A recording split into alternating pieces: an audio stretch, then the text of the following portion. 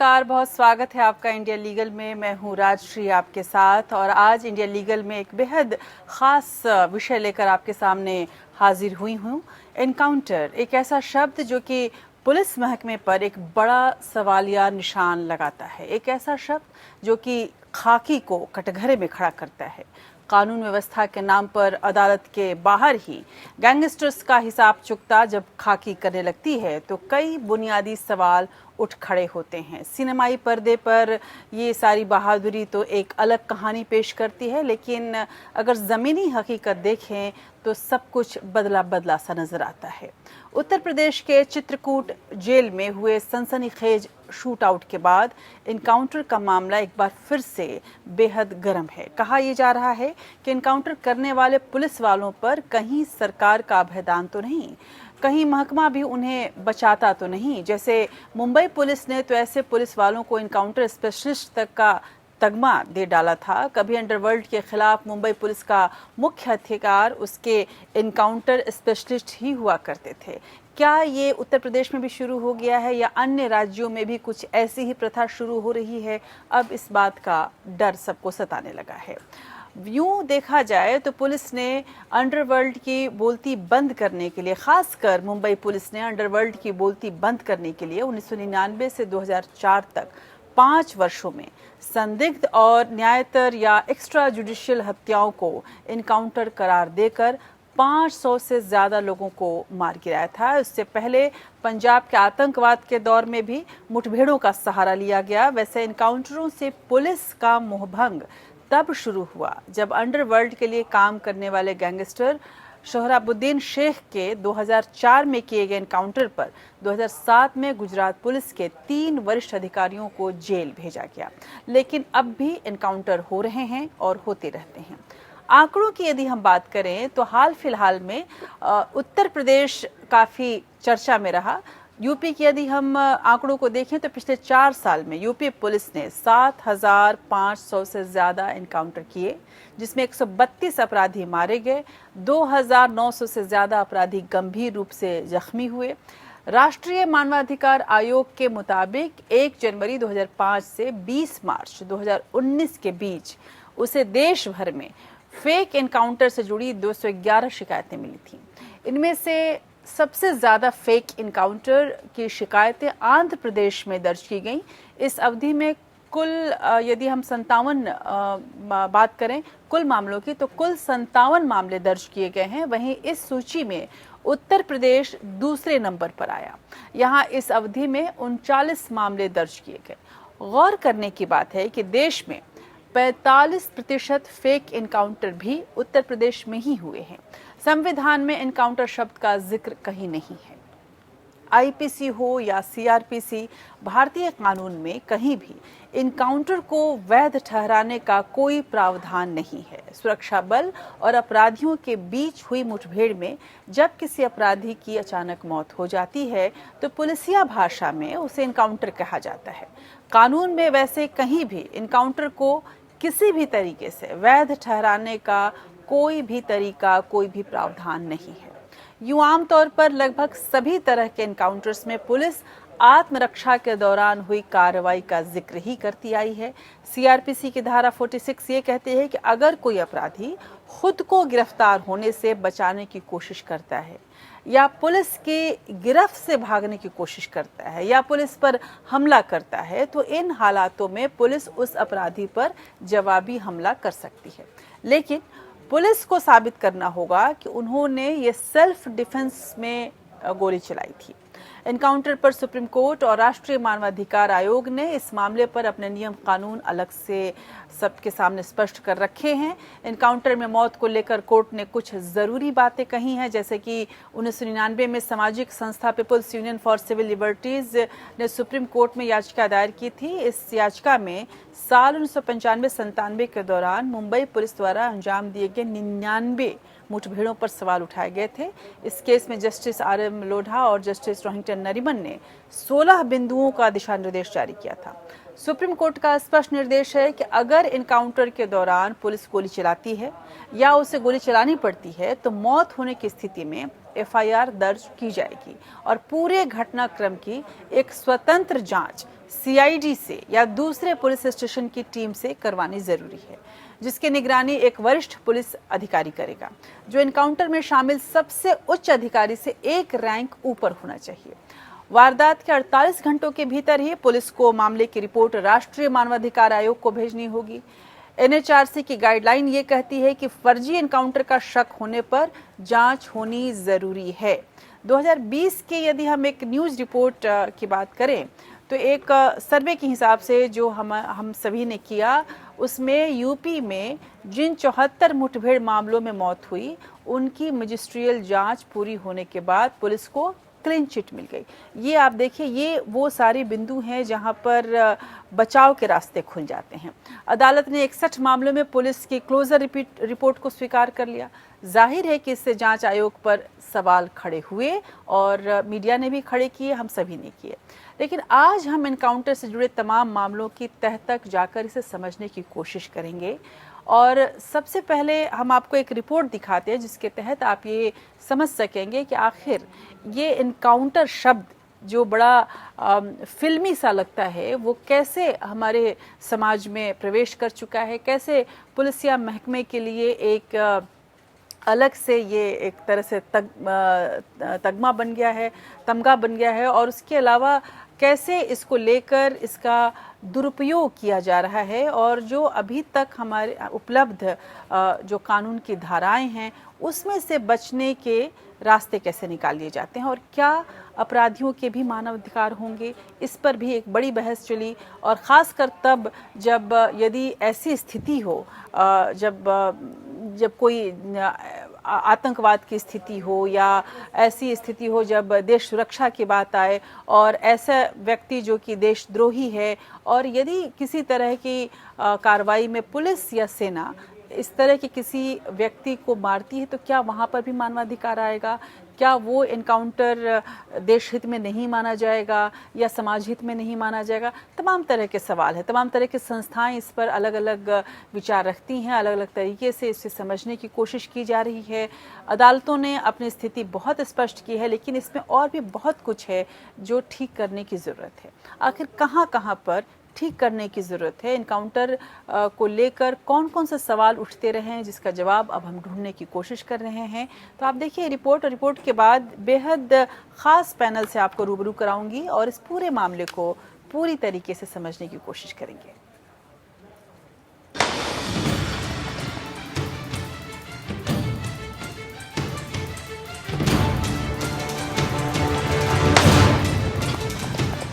Encounter का कड़वा सच कानून व्यवस्था के लिए एक बड़ी चुनौती है। पुलिस की गोली से जब अपराधी मारे जाते हैं तो कहीं न कहीं खाकी पर एक धब्बा लग जाता है। एनकाउंटर किलिंग अपराधियों के मौलिक अधिकारों का उल्लंघन करती है, क्योंकि हर व्यक्ति को जीवन और स्वतंत्रता का अधिकार है, जिसे केवल संविधान के अनुच्छेद 21 के तहत कानून द्वारा स्थापित प्रक्रिया के बाद ही वंचित किया जा सकता है। आंकड़ों की भाषा में बात करें तो यूपी में जहां पुलिस एनकाउंटर में मौत के मामले बढ़े हैं, तो पूरे देश में मौत के मामले घटे हैं। 2013 से 2018 के बीच 5 सालों में सबसे ज्यादा मामले 2014-15 में आए। 5 साल में देश में 828 एनकाउंटर हुए। एनकाउंटर से मौतें साल 2012-13 में 168 मौतें हुई, साल 2013-14 में 137 मौतें हुई, साल 2014-15 में 188 मौतें हुई, 2015-16 में 169 मौतें हुई, साल 2015-16 में 179 मौतें हुई, साल 2017-18 में 155 मौतें हुई। वहीं 5 साल के आंकड़ों पर नजर डालें तो देश में 256 फेक एनकाउंटर हुए। जाहिर है कि पुलिस यहां भी कटघरे में है। फेक एनकाउंटर के आंकड़े पर नजर डालते हैं। साल 2017 में 19 फेक एनकाउंटर हुए, साल 2016 में 20 फेक एनकाउंटर हुए, साल 2015 में 140, साल 2014 में 155 और साल 2013 में 54 फेक एनकाउंटर हुए।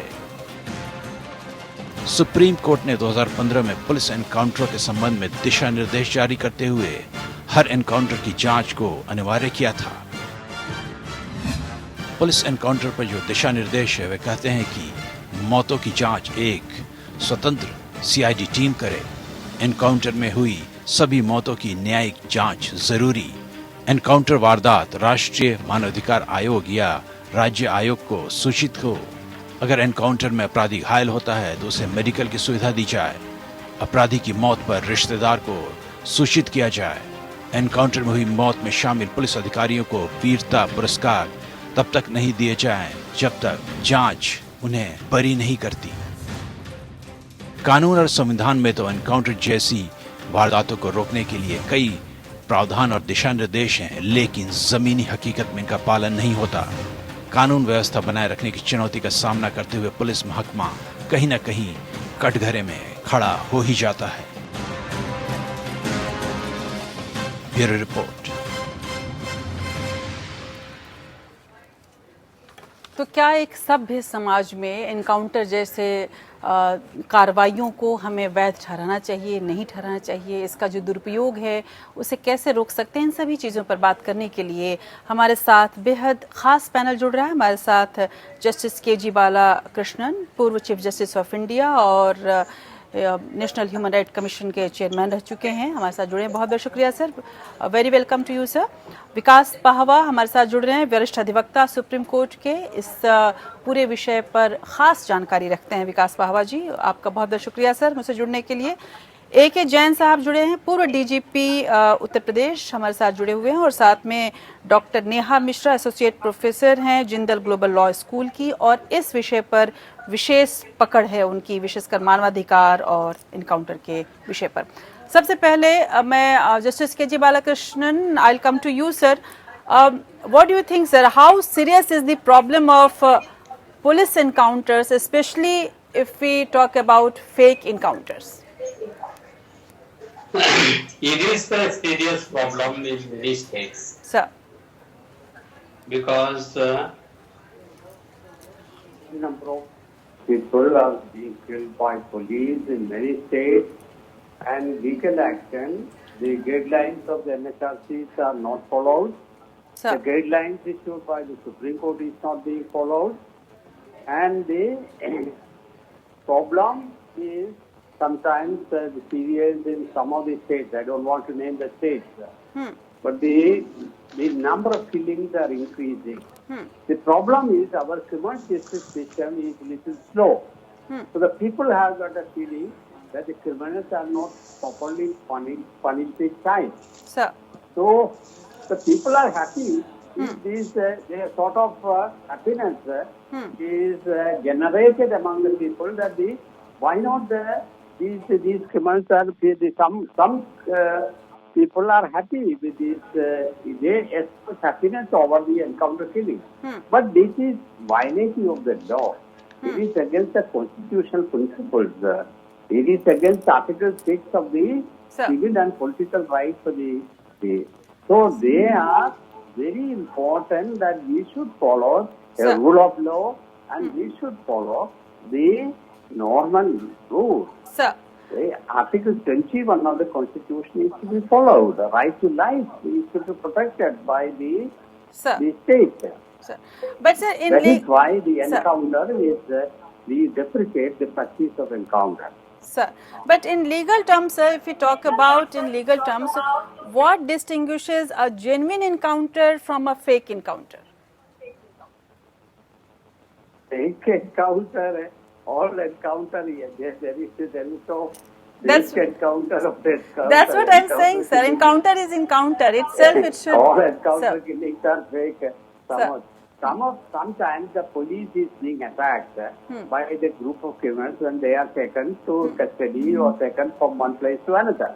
So if they are attacking the police and as a part of the exercise of private defense, they may use force and sometimes some people will be killed. That may some encounter killings or sometimes, but that also the police he has to avoid such confrontation. They should take adequate protection, adequate force, when somebody is being carried from one place, taken from one place to another. Sir. So the fake encounter or the fake killing or encounter killing almost the same way. Sir. According to me, Sir. it appears the same. Sir मैं पूछना चाहूंगी जैन साहब आपसे, sir क्या ऐसी स्थिति बनती है जिसकी वजह से पुलिस को इनकाउंटर करना पड़ता है, और आपको लगता है कि एक महकमे में रहते हुए भी मैं आप जरूर आपसे ये सवाल मेरा होगा कि कहीं ना कहीं इस जो पुलिस की ये कार्रवाई है वो कहीं ना कहीं जबरदस्ती की कार्रवाई है और इससे पुलिस बचना भी नहीं चाहती, और अगर कोई अपराधी ऐसा है जिसको वो किसी और तरीके से ठिकाना लगाना चाहती है तो इनकाउंटर ही कर देना उसके लिए उपाय बचता है। खासकर हाल फिलहाल में जो उत्तर प्रदेश में हुआ उसको भी लेकर तमाम सवाल खड़े हो रहे। देखिए, जैसा कि आपने कहा चित्रकूट एनकाउंटर के बारे में, सर चित्रकूट एनकाउंटर जो है वो एक गंभीर घटना के बाद घटित हुआ। सर अंशु दीक्षित जो नाम का जो अपराधी है उसमें जेल के अंदर, ये बात दूसरी है कि जेल के अंदर पिस्टल कैसे पहुंची तो जांच का विषय है, और उसमें जांच में जो भी जिसका भी दोष साबित होगा उसके खिलाफ कार्रवाई होगी। और अंशु दीक्षित ने 2 कुख्यात अपराधियों को जेल के अंदर मारा। जब पुलिस को सूचना दी गई जेल अथॉरिटीज के द्वारा, क्योंकि जेल के अंदर कोई भी आर्म्ड नहीं रहता है, निहत्थे रहते हैं लोग बाग जो जेल के कर्मचारी हैं, हेड वार्डर्स हैं, चीफ हेड वार्डर है। जब पुलिस वहां पे पहुंची है, उसको चैलेंज किया है, तो उसने कई और अपराधियों को अपने कब्जे में ले लिया और उनको मारने की धमकी दे रहा था। और काफी देर ये प्रक्रिया चली, उसमें एसपी भी थे, डीएम भी थे, बहुत प्रयास किया गया कि वो उनको छोड़ दे। जब वो उसमें सफल नहीं हुए तब फिर जब उसने गोली चलाई पुलिस के ऊपर तो उसको वो भी मुठभेड़ में मारा गया। बहुत दुर्दांत अपराधी था वो भी। और ये अपराधी कुछ ऐसे होते हैं, मेरे भी रियल टाइम एनकाउंटर्स हुए हैं जब मैं एसपी था या और अन्य पदों पे था, तो इसमें कोई और विकल्प बचता नहीं है, या तो वो आपको मारेगा और अन्यथा आप जो है जब शूट आउट हो रहा है और 2-2, 3-3 वेपन अपराधी के पास हैं और वो निरंतर फायरिंग कर रहा है, तो इसके अलावा कोई विकल्प नहीं बचता है। मेरे तो इस तरह के कई एनकाउंटर्स में 85 और सैकड़ों ग्रामीण भी इकट्ठे हो गए और उन्होंने भी समझाने की कोशिश करी कि भाई आप सरेंडर कर दीजिए, और वो सरेंडर नहीं किया और फाइनली वो मुठभेड़ में मारे गए जी। तो किसी एनकाउंटर पे उंगली उठती भी है कि साहब ये एनकाउंटर क्यों किया गया। मेरा सिर्फ इतना ही निवेदन है इस संबंध में कि हर एनकाउंटर को फेक नहीं माना जाना चाहिए। बहुत से एनकाउंटर, जैसे अभी गढ़चिरौली के जंगल में महाराष्ट्र में एनकाउंटर हुआ है जिसमें कि 13 माओवादी नक्सलवादी मारे गए हैं। अब अगर उस पर कुछ ह्यूमन राइट्स ऑर्गेनाइजेशंस उंगली उठा दें कि साहब ये जो है ये कैसे मार दिए, साहब इनको अरेस्ट कैसे नहीं किया गया, इसका तब वो लोग कहाँ थे, जबकि बड़ी संख्या में हमारे जो ग्रे हाउंड के कर्मचारी हैं, कोबरा। बिल्कुल सर, लेकिन वो सवाल तब उठने लगते हैं जब निर्दोषों को भी फेक एनकाउंटर में मारा जाता है, या एनकाउंटर जिस तरीके से किया जाता है वो अपने आप में सवालिया निशान उठाने लगते हैं। कि जैसे अभी हाल फिलहाल में अगर उत्तर प्रदेश की बात करें तो हमने विकास दुबे का भी मामला देखा, किस तरह से गाड़ी पलट गई और फिर अचानक से एनकाउंटर हो गया, और इस तरह के तमाम अन्य मामले हैं जब उत्तराखंड में एक निर्दोष बच्चे को एनकाउंटर में मार दिया जाता है, बाद में पता चलता है कि वो निर्दोष था।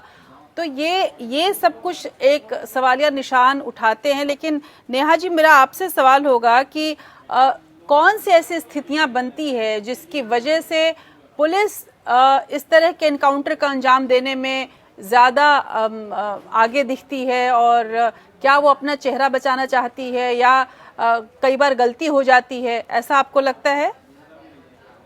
नहीं, अगर कहीं पर गलती होती है मैं नेहा बात है सर, मैं नेहा जी से ये सवाल पूछ रही हूँ सर, फिर आपके पास आऊंगी जी। हाँ जी, सवाल आपका बहुत इंटरेस्टिंग है, लेकिन कौन सी ऐसी स्थिति बनती है उसमें तो शायद हमारे पूर्व डीजीपी हमारे साथ में बताएंगे। पर मुझे लगता है इसमें हमें 5 बिंदुओं पे बहुत गहरा ध्यान रखना पड़ेगा जब भी हम एक्स्ट्रा जुडिशियल किलिंग की बात करते हैं, या जिसकी एक स्थिति पुलिस एनकाउंटर भी हो सकती है। Extra judicial killing is a bigger ambit.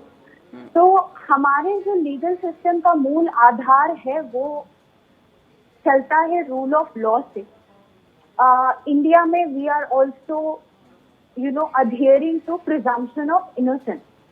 तो जब एक मूल आधार की हम बात कर रहे हैं रूल ऑफ लॉ, दूसरी जगह हम बात कर रहे हैं प्रिजम्पशन ऑफ इनोसेंस, हमारी ऑनरेबल सुप्रीम कोर्ट ने ऑलरेडी एस्टैब्लिश किया हुआ है बच्चन सिंह के केस से कि rarest of the rare case में आपको कैपिटल पनिशमेंट मिलेगी।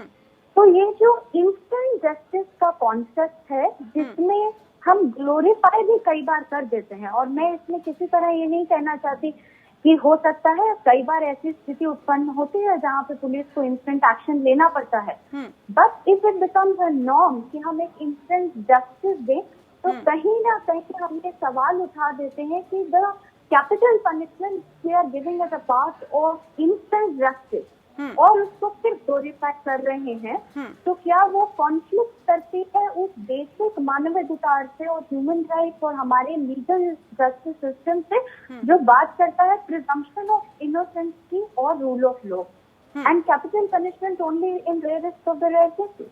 या और पर यहाँ पे बात उल्टी हो जाती है। मैं पूछूंगी ये सवाल भी कि किस स्थिति में होती है जैन साहब से, लेकिन इसके पहले पावा जी, What has been the effect of the Supreme Court intervention, sir? आपको लगता है कि सुप्रीम कोर्ट की पहल और दिशा निर्देशों से कुछ फर्क पड़ा, कोई असर पड़ा, या इसमें भी लूपहोल्स हैं जिसका फायदा पुलिस महकमा उठा रही है और जिसका इस्तेमाल बचाव पक्ष कर रहा है? मैं इसको पुलिस के सीधे तौर पे तो नहीं कहूंगी, जिसका इस्तेमाल जो है वो बचाव पक्ष कर लेता है और इनकाउंटर अभी भी फेक कई बार हो रहे हैं।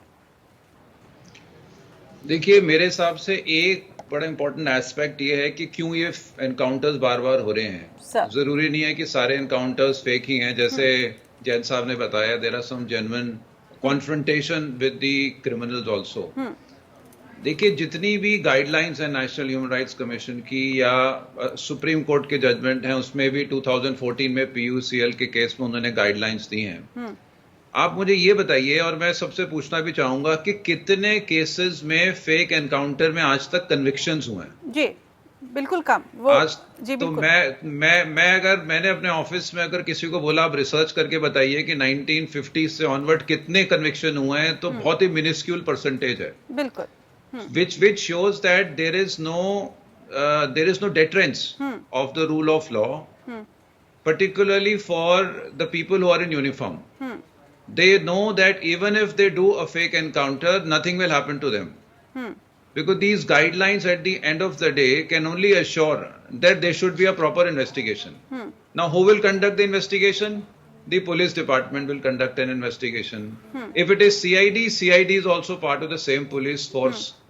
So, केवल उन केसेस में जहां पे CBI ने कभी कोई इन्वेस्टिगेशन करी है, वहां पे मैंने देखा है कि चार्जशीट्स फाइल हुई हैं और ट्रायल्स भी हुए हैं और कन्विक्शंस भी हुए हैं। अदरवाइज अगर लोकल पुलिस या CID या CBCID या कोई भी स्पेशलाइज्ड एजेंसी जो उसी स्टेट की हो, आई डोंट थिंक कहीं पे भी कोई कन्विक्शन हुआ होगा।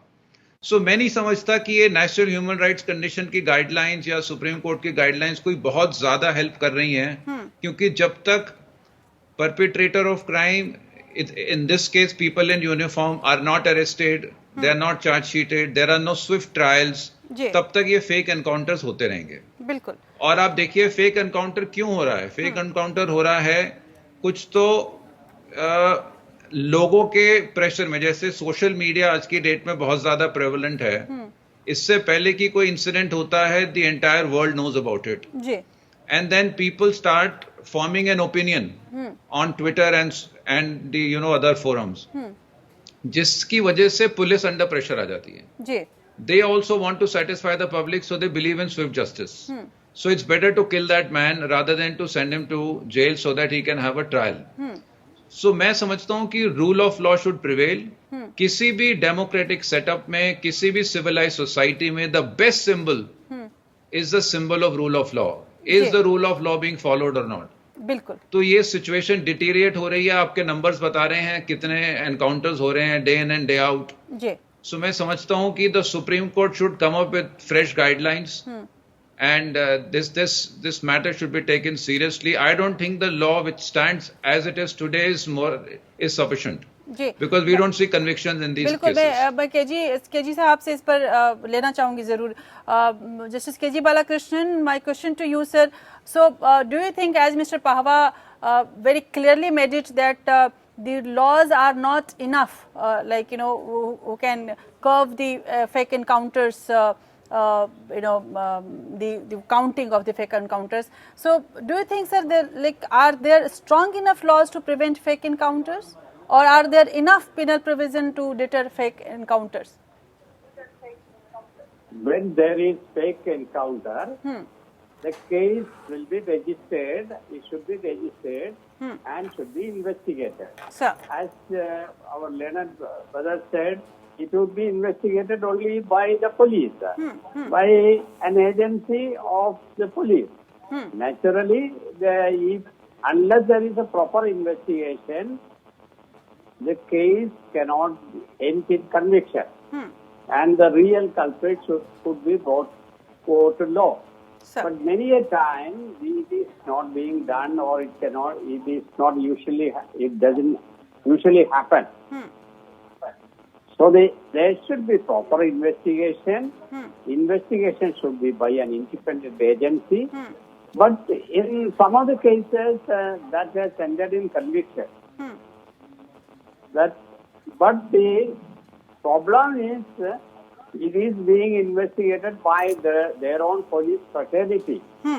So naturally there will be some leniency in favor of the proper investigation. The proper investigation will not be carried out.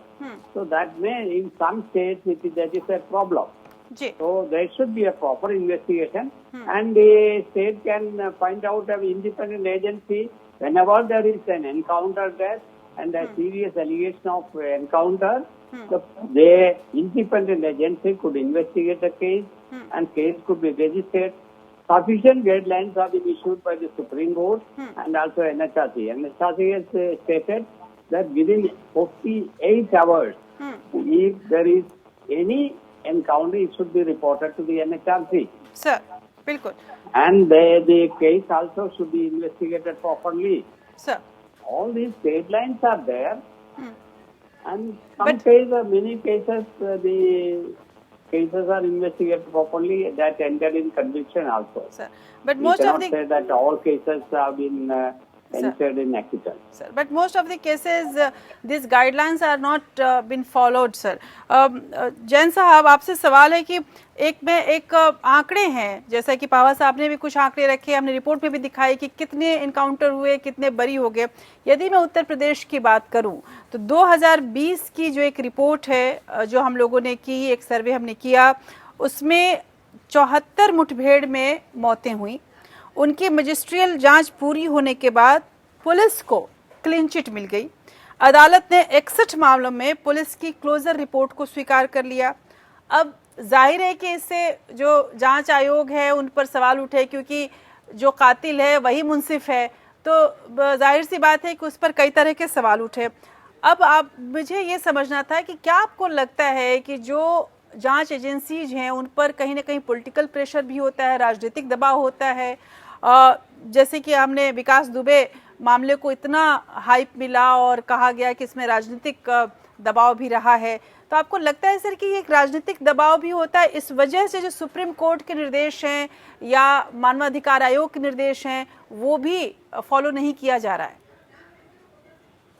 देखिए, जो भी पॉलिटिकल पार्टी इन पावर होती है स्टेट में, चाहे कोई भी पॉलिटिकल पार्टी हो, तो जिम्मेदारी उसकी भी बनती है. अगर कहीं कोई बहुत गंभीर घटना घटित होती है तो उसके ऊपर भी प्रश्न चिन्ह लगता है. मैं इसको डिनाई नहीं करूंगा कि जो भी पॉलिटिकल पार्टी इन पावर है उनकी तरफ से प्रेशर नहीं रहता है. कुछ केसेस में, हर केस में नहीं, कुछ केसेस में अवश्य ये प्रेशर रहता है कि अकाउंट फॉर करिए जल्दी से जल्दी और हमें इसमें रिजल्ट चाहिए. ये कोई नहीं कहता कि इनको मुठभेड़ में मार गिराइए, पर ये जरूर होता है कि साहब इनको अकाउंट फॉर करिए और हमें जो है वो बताना है कि स्टेट गवर्नमेंट के द्वारा, पुलिस डिपार्टमेंट के द्वारा सख्त एक्शन लिया गया. अब ये डिपेंड करता है कि पुलिसकर्मी इसको अदरवाइज लें. वैसे मेरा ये मानना है कि इधर हाल के सालों में मैं 79 में ज्वाइन किया, उस समय परिस्थितियां बहुत फर्क थी, और आज की तारीख में कोई भी पुलिसकर्मी एनकाउंटर करने के लिए सामान्य परिस्थितियों में कतई भी वो तैयार नहीं होता है, क्योंकि उन्होंने बहुत बहुत पुलिसकर्मियों को सफर करते देखा है जिनके खिलाफ चार्जशीट लगी है, जो कई कई साल जेल में रहे हैं, जबकि बहुत दुर्दांत अपराधी मारे गए थे। वो पब्लिक ने पूरा समर्थन किया था, और बाद में जो है वो उनको पंजाब में भी सैकड़ों पुलिसकर्मियों को जेल जाना पड़ा। तो ऐसा नहीं है, कश्मीर में भी हो सकता है कल अगर स्थिति सामान्य हो जाए और हर एनकाउंटर में अगर जांच बैठ जाए तो हो सकता है कि वहां उसमें भी कई आर्मी वाले और सीआरपी वाले और जेएनके पुलिस वाले उसमें जेल जा सकते हैं, क्योंकि जब एक इंडिपेंडेंट इंक्वायरी शुरू होती है तब उसमें जो है कई प्रश्न उठते हैं। तो आज की तारीख में किसी को कोई शौक नहीं है, मैंने नहीं देखा, मैंने देखा है कि पुलिसकर्मी बहुत इस मामले में बहुत सोच समझ कर कदम रखते हैं और बड़ा प्रयास इस बात का करते हैं कि उसमें उनको गोली न चलानी पड़े। जी बिल्कुल, आखिर किन स्थितियों में ये इनकाउंटर्स होते हैं ये भी समझने की कोशिश करेंगे। और जैसा कि जैन साहब ने कहा कि वहाँ पर जहाँ पर देश सुरक्षा का मामला आ जाता है, जहाँ पर आतंकवाद है, वहाँ पर भी इनकाउंटर्स होते हैं, और वहाँ पर भी यदि कोई इनकाउंटर होता है और फिर वो मानवाधिकार आयोग या अदालतों के चक्कर में पुलिस वालों को ही सजा भुगतनी पड़ती है। ऐसे में इनकाउंटर करना चाहिए, नहीं करना चाहिए, किस स्थिति में हमें इस तरह की चीज़ों से निपटना चाहिए, या इनकाउंटर हो जाता है तो पुलिस वालों पर जो गुजरती है, सुरक्षा बलों पर जो गुजरती है, उसको कैसे लिया जाए। पावा साहब आपके पास आऊँगी। सर, अब जैसा कि जैन साहब ने कहा कि जब कश्मीर में कोई इनकाउंटर हो, जैसे पंजाब में इनकाउंटर हुआ, जो स्थिति बनी हुई थी और उसके बाद तमाम पुलिस वालों को मानवाधिकार की तरफ से दोषी ठहराया गया, अदालतों में दोषी ठहराया गया। अब सर ये एक सवाल है कि आखिर किन परिस्थितियों में पुलिस किन हालातों में पुलिस अपराधियों पर मार सकता है या गोलियां चल सकती हैं। अब उसमें इनकाउंटर यदि हो जाए वो अलग मसला है आखिर, लेकिन वो कौन से हालात हैं, क्या कोई ऐसा डिफाइन हालात हैं जिसके आधार पर पुलिस को मुठभेड़ करने की इजाज़त मिल सकती है। पहला तो मैं अपने दर्शकों के लिए वो उत्तर आपसे चाहूँगी, उसके बाद एक दूसरा प्रश्न आपके सामने रखूँगी। देखिए, कानून में ऐसे प्रोविजन हैं जो सो कॉल्ड एनकाउंटर, हम इसको एनकाउंटर वर्ड यूज कर रहे हैं जनरल सेंस में जी। कानून उसको एनकाउंटर नहीं मानता, लेकिन सीआरपीसी में ऐसे प्रोविजन है जहां पे रिकॉग्नाइज किया है कि अगर पुलिस ऑफिसर किसी ऐसे क्रिमिनल को अरेस्ट करने के लिए जा रहा है उस ऑफेंस में जिसकी सजा डेथ सेंटेंस है या लाइफ है, उसमें अगर कहीं रेजिस्टेंस है या कहीं फोर्स की जरूरत है और वो फोर्स जो है that results into death of the criminal, और वो वहां पे सीआरपीसी में सेक्शन 46 में ऐसी एक लैंग्वेज है जिसका नॉर्मली जो है पुलिस ऑफिसर्स उसका इस्तेमाल करते हैं, या फिर राइट टू सेल्फ डिफेंस है कि अगर आप कहीं किसी को अरेस्ट करने के लिए जा रहे हैं, जैसे कश्मीर में बहुत आम होता है या कोई भी ऐसे नक्सलाइट एरियाज में होता है या पंजाब में हुआ है, वहां पे राइट टू प्राइवेट डिफेंस में भी लॉ में रिकग्निशन है कि अगर अपने को बचाने के लिए, अपनी जान को बचाने के लिए अगर आप क्रिमिनल को किल करते हैं, क्योंकि अगर आप उसको किल नहीं करेंगे तो शायद वो आपको मार देगा, तो वहां परमिसिबल है। लेकिन ये दोनों जो सर्कमस्टेंस हैं ये ट्रायल में प्रूव होते हैं अनफॉर्चुनेटली इसका, क्योंकि ये पहली स्टेज पे तो प्रूव नहीं हो सकता कि राइट टू सेल्फ डिफेंस है या नहीं है। इसीलिए वो आई थिंक जैन साहब जो कह रहे हैं वो ठीक कह रहे हैं, कई बार जेन्युइन केसेस में भी पुलिस ऑफिसर्स को सफर करना पड़ता है because there has to be a trial. लेकिन कानून किसी भी आदमी को मारने को वैसे मना करता है कि आप किसी को किल नहीं कर सकते, उसमें that will amount to be a murder under 302। So इसलिए कई सारे ऑफिसर्स जहां पे फेक एनकाउंटर्स होते हैं वहां पे 302 में उनकी सजा भी होती है, ऑल्दो वो केसेस बहुत कम है लेकिन ऐसे हुए हैं। सो कानून प्राइवेट सेल्फ डिफेंस में और force at the time of arrest में रिकॉग्नाइज करता है कि अगर ऑफेंस उस कैटेगरी का है जो कि बहुत ही जैसे कोई टेररिस्ट एक्टिविटी है या कोई मर्डर केस है या कोई किडनैपिंग फॉर लेकिन ये भी सर सच्चाई है, इस तरह की भी रिपोर्ट्स हमने देखी हैं, हम लोगों ने खुद की हैं, और शायद इसी रेफरेंस में 2010 में 2010 में अजीत डोभाल ने लिखा भी था कि जो फेक इनकाउंटर्स को हम जस्टिफाई करने की कोशिश करते हैं या फेक इनकाउंटर्स के नाम पर पुलिस वालों को घेरने की कोशिश करते हैं, खासकर सोहराबुद्दीन एपिसोड में, वो गलत है, क्योंकि पुलिस वाले भी अपने आप को बचाते हैं, सुरक्षा बल भी अपने आप को बचाते हैं। उसके बाद भी सोहराबुद्दीन केस में हमने देखा कि कैसे सुरक्षा बल के लोगों को सजा हुई। ऐसे में जब मानवाधिकार की बात आती है तो जाहिर सी बात है कि सुरक्षा बल वालों के भी मानवाधिकार है। किस तरफ आखिर करवट लिया जाए? देखिए, जो अजीत डोवल साहब का स्टेटमेंट है वो as a leader of the police force है। तो as a leader of the police force वो ये चाहते हैं कि हमारे पुलिस फोर्स जो है उसका मोरल डाउन नहीं होना चाहिए। तो उन्होंने welfare of the people and security of nation की बात करी थी 2010 में, शायद आप उसी स्टेटमेंट की बात कर रहे होंगे। सो मैं ये समझता हूं कि रूल ऑफ लॉ यही है। रूल ऑफ लॉ में एवरीबडी इज इक्वल। सबसे पहला रूल है कि the rule of law is supreme. Second है it should be equal to everybody, whether it's an accused or a police officer. If the trial is going on, then equality is for everybody, and interpretation of law should remain the same. इसलिए अगर कहीं encounters हुए हैं या fake encounters हुए हैं तो they all should go to the court. There should be a trial. जैसे जस्टिस बालाकृष्णन साहब ने एग्री किया कि लॉ तो है लेकिन उसका एप्लीकेशन प्रॉपर नहीं है, क्योंकि 90% केसेस में तो क्लोजर रिपोर्ट्स फाइल हो जाती हैं और वो क्लोजर रिपोर्ट बहुत स्मूथली एक्सेप्ट हो जाती है कोर्ट ऑफ मैजिस्ट्रेट और सेशंस कोर्ट में, तो उसको नेक्स्ट लेवल तक नहीं ले जा पा रहे हैं। सो ये मैं समझता हूं कि एक ऐसा डिलीमा है लॉ में, और of course in between law and order, public order, and in between the justice, ये एक बैलेंस करना बहुत जरूरी है किसी भी अच्छी सोसाइटी को। बिल्कुल।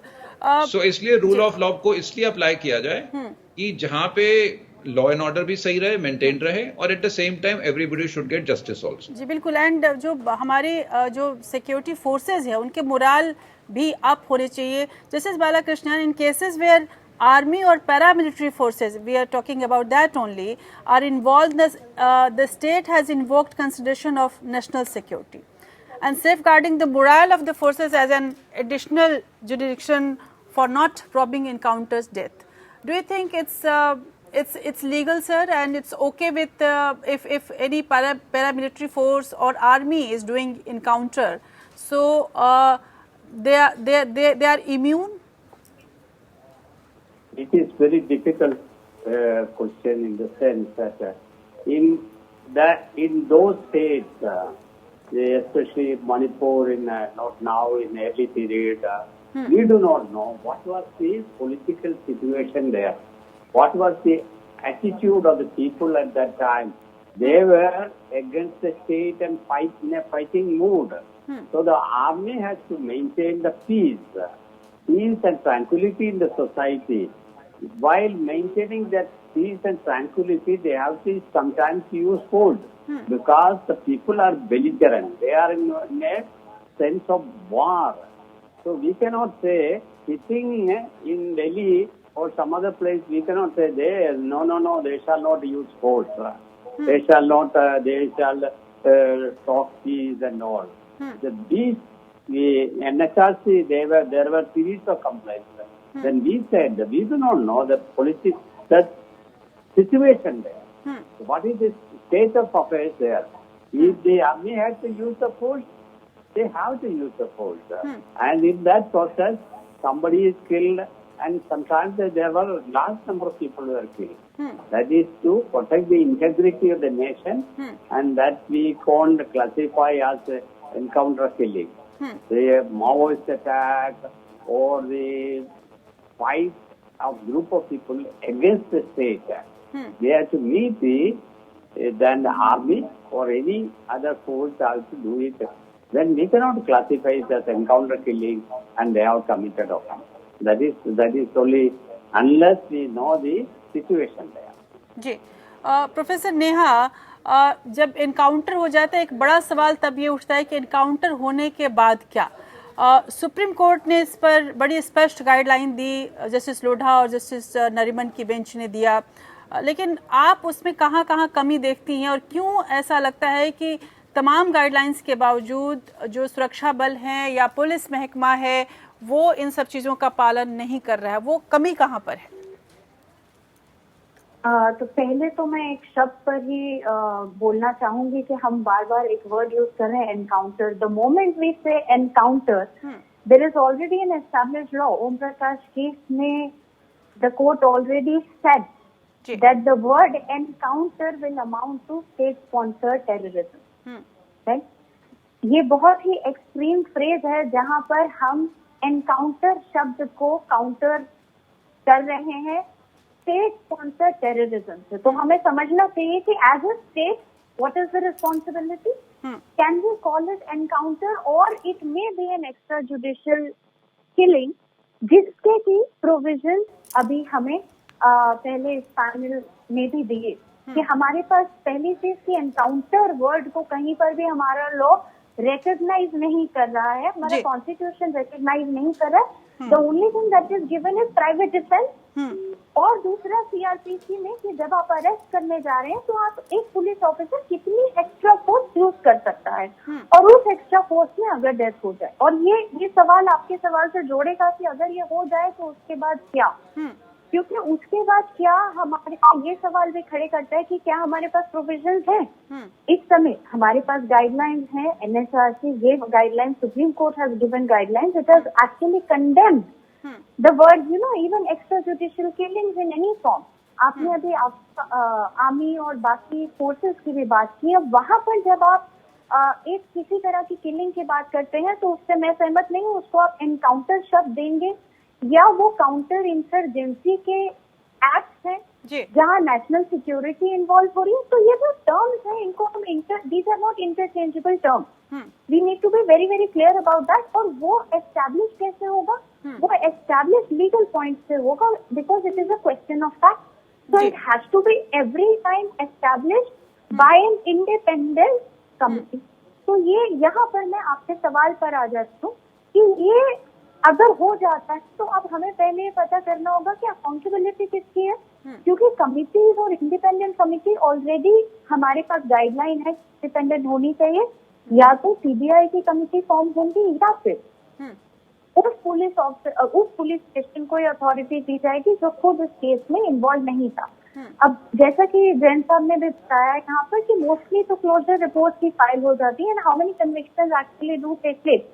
तो अकाउंटेबिलिटी यहाँ पे पिछले एक साल में शायद हम लोगों ने from the Telangana case where it was glorified to Mumbai case to Mayawati saying कि हाँ एंड इवन आदित्यनाथ जी, इन्होंने टाइम टू टाइम जब इस तरह की एक्स्ट्रा जुडिशियल किलिंग हुई तो being in position of power, क्या हमारे पॉलिटिकल सीट पे जो लोग हैं वो उसको रूल ऑफ लॉ से टैकल कर रहे हैं या उसको ग्लोरीफाई कर रहे हैं। पहली चीज ये, अकाउंटेबिलिटी क्या सिर्फ उस पुलिस की है? अच्छा, उसके इन्फ्लुएंसिंग फैक्टर क्या हो जाते हैं? क्या एक पॉसिबिलिटी है कि उस कमिटी को इन्फ्लुएंस किया जा सकता है और फिर वो क्लोजर रिपोर्ट फाइल हो जाएगी?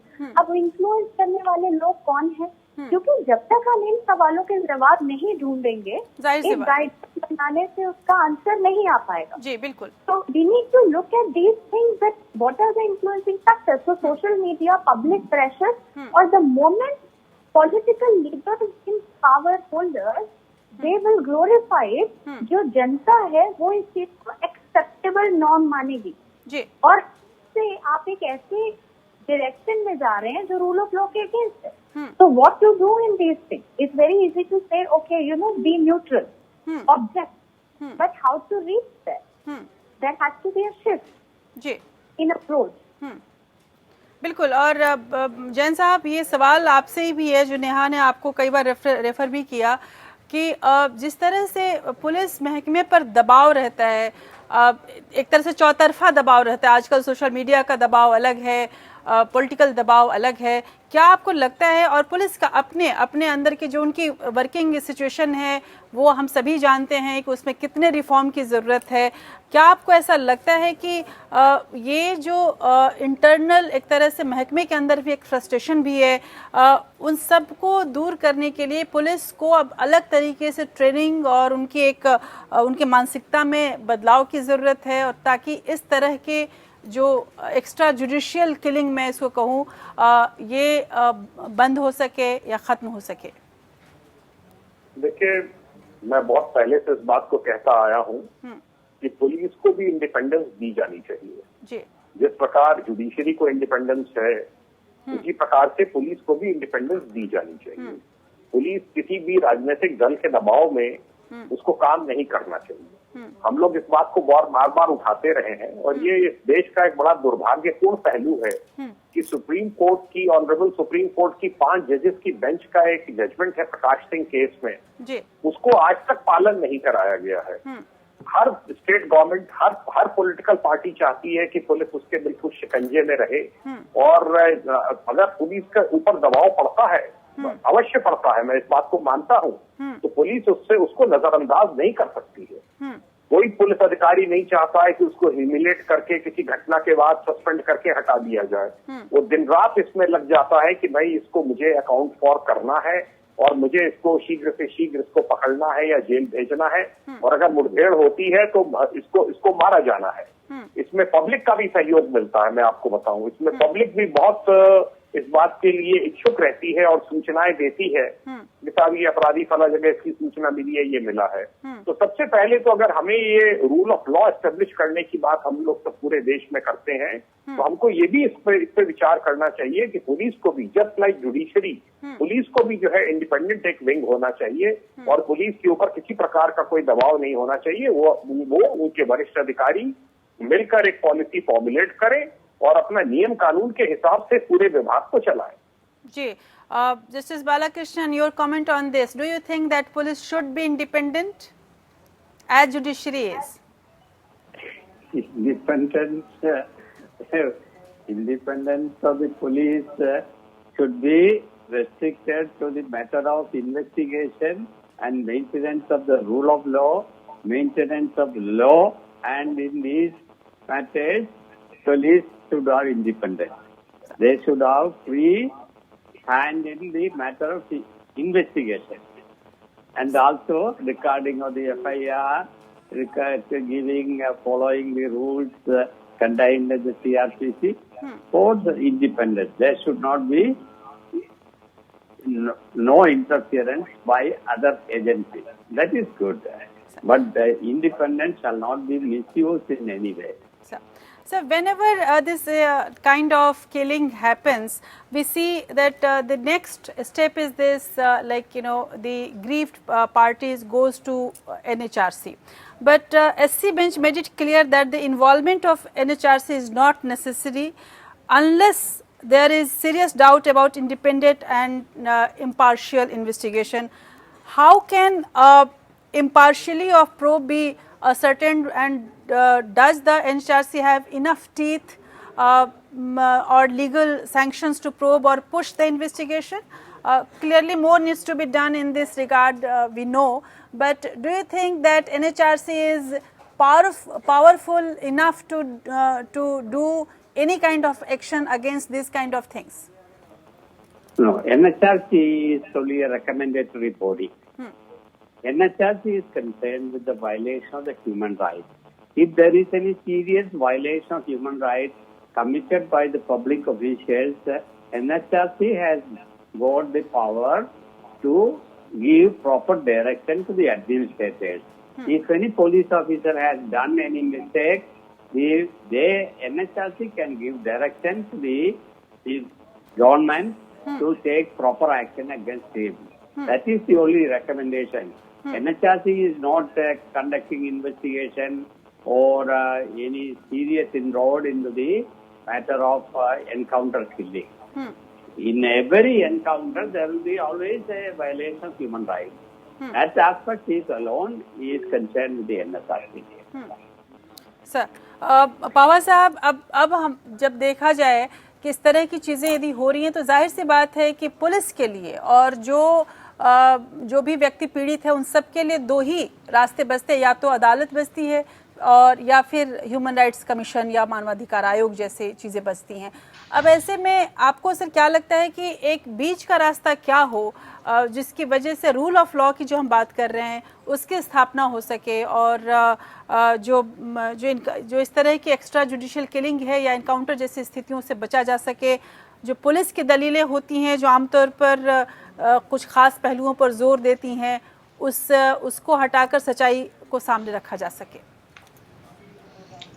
देखिए Rajshree ji, before I answer that I would like to comment on what mister Jain said about whether police should be independent or not. I also personally feel that police department should be made independent, completely out of state, because nowadays what we see is that police department has to work on the directions of the political masters, which is very, very unfortunate.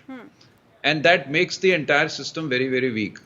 अगर आप police department को independent कर देते हैं तो automatically ये जो encounters या एक्स्ट्रा जुडिशियल किलिंग्स का जो मैटर है वो भी सॉल्व हो सकता है, क्योंकि नॉर्मली पुलिस डिपार्टमेंट में अगर कोई एनकाउंटर का एलिगेशन आता है या एनकाउंटर्स ऐसे होते हैं तो कहीं ना कहीं एक पॉलिटिकल पेट्रनेज जरूर होती है, या कोई सीनियर पुलिस ऑफिसर, अदरवाइज कोई भी पुलिस ऑफिसर, जैसे जैन साहब ने बताया, कभी भी किसी को कानून के बाहर जाके मारना नहीं चाहता। कहीं ना कोई ऐसे कंपल्शंस जरूर होते होंगे, because every police officer has a conscious in his mind and he has a long service ahead and also in the past. I don't think any police officer will willingly do something like this. Sir बस कुछ seconds में चाहूंगी आपसे, but हमने ऐसी तस्वीरें भी देखी है, जैसा नेहा ने भी कहा सर, कि कई बार इन सब चीज़ों को ग्लोरीफाइड भी किया जाता है। हाल फिलहाल में भी हमने देखा और तमाम ऐसे अधिकारियों को देखा जिन्होंने बंदूक लहराते हुए इनकाउंटर किया, और आपने अभी देखा होगा कई फिल्में भी बनी उस पर, और इनकाउंटर स्पेशलिस्ट जैसे तमगे दिए गए उनको। सर, आपको लगता है कि अगर हमने इंडिपेंडेंट पुलिस को किया तो इस तरह की घटनाएं नहीं होंगी? अब देखिए, अगर इंडिपेंडेंट किया तो उसमें appointment policy will be different, the promotion will be different, and the investigation on the police officer, the entire system will require an overall. लेकिन ऐसा नहीं है कि आज अगर वो सरकार के नीचे हैं तो इस वजह से ये इंसिडेंट हो रहे हैं। ये इंसिडेंट इंडिपेंडेंट पुलिसिंग में भी हो सकते हैं, बट उसके लिए भी एक अलग से प्रोसीजर या कोई स्टेटमेंट कोई नया एसओपी उसके टाइम आएगा। लेकिन अब जो मैं आपको कहना चाह रहा हूं, जैसे आपने मुझे बताया कि what is the alternate root now, जैसे इन्होंने जज साहब ने भी बताया कि जो नेशनल ह्यूमन राइट्स कमीशन है उसकी गाइडलाइंस केवल उनको एक रिकमेंडेटरी पावर्स दे रही हैं। वो भी कब दे रही हैं? जब स्टेट से उनको कोई रिपोर्ट आती है, जब कोई मैजिस्ट्रियल इंक्वायरी हो या कोई पुलिस इंक्वायरी हो, उसकी रिपोर्ट्स अगर नेशनल ह्यूमन राइट्स कमीशन के पास जाती हैं तो उस पर फिर नेशनल ह्यूमन राइट्स कमीशन अपना कमेंट करता है। वही एक reason, according to my understanding, that is one reason why it is not turning out to be very effective. अगर नेशनल ह्यूमन राइट्स कमीशन के पास इंडिपेंडेंट इन्वेस्टिगेशन की पावर्स आ जाएं, if they are given their own people to investigate and file their reports, then the things will be entirely different. Today they are acting on the report of the state and the police. और उसके बाद भी वो केवल recommendation है, और उस पर भी कभी एक्ट होता है, कभी कोई एक्ट नहीं होता। सो आई फील एक तो सेकंड ऑल्टरनेट ये है कि जैसे प्राइवेट कंप्लेंट्स फाइल होती हैं कोर्ट्स में, आपने देखा होगा, जो एग्रीव पार्टी हैं वो प्राइवेट कंप्लेंट्स भी फाइल कर सकती हैं, और प्राइवेट कंप्लेंट भी नॉर्मली होता ही है। हर एक मर्डर केस के साथ कंप्लेनेंट एक अपनी प्राइवेट कंप्लेंट फाइल करता है, जो बाद में जाके दोनों मर्ज हो जाती है और उनका जॉइंट ट्रायल होता है। सो कोई ऐसा मैकेनिज्म ढूंढना पड़ेगा जिसमें एक इंडिपेंडेंट एजेंसी इन्वेस्टिगेट करे आउटसाइड द स्टेट, उसका ट्रायल आउटसाइड द स्टेट हो, जैसे कई सारे केसेस में होता है। कर्नाटका वाला ट्रायल आंध्रा में आ गया, आंध्रा वाला बॉम्बे चला गया, तो वो एक इंटरस्टेट ट्रायल्स हों। दिल्ली में ट्रांसफर होके आते हैं कई सारे ट्रायल जो यूपी के एनकाउंटर्स के होते हैं, जहां पे जुडिशरी जो है उसका कोई नॉर्मल कोई नेक्सस नहीं है लोगों के साथ, इंडिपेंडेंट जुडिशरी हो जाती है। सो ये एक कुछ वेज एंड मीन्स हैं जिसकी वजह से हम कभी जस्टिस अचीव कर पाएंगे। अदरवाइज तो जो पास्ट है, अभी तक जो पास्ट रिकॉर्ड है, मैं समझता हूँ वो बहुत अच्छा नहीं है।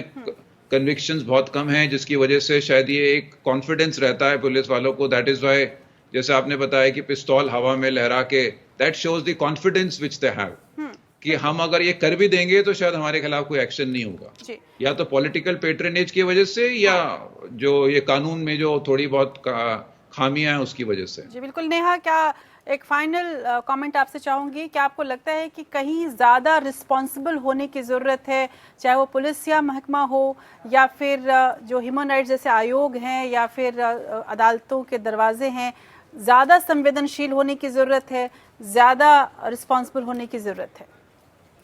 बिल्कुल, एब्सोल्युटली। आई थिंक आपने बहुत अच्छा एक पॉइंट बताया, सेंसिटाइजेशन।